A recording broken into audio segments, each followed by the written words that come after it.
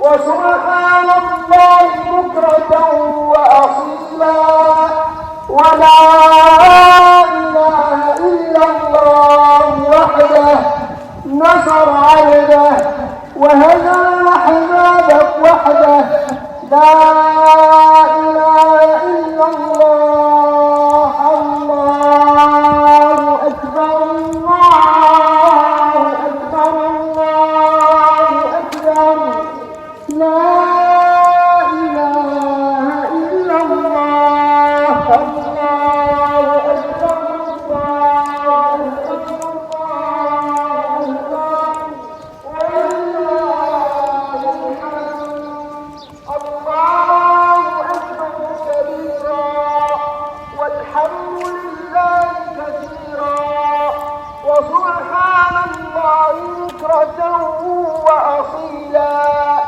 لا إله إلا الله وحده صدق وعده ونصر عبده وأعز جنده وهزم الأحزاب وحده لا